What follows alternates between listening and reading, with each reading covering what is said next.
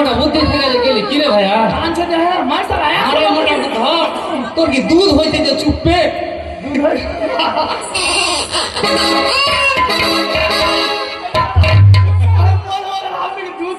আমি ভাবলাম কি যখন মুখ না বলছে দুধ খাওয়া আমি ভাবলাম যে ভেটাটা করে দুধ নিয়ে এসে নিজে দুধ খাওয়া যাবে দুধ হইবে শুন দেরি করে হবে না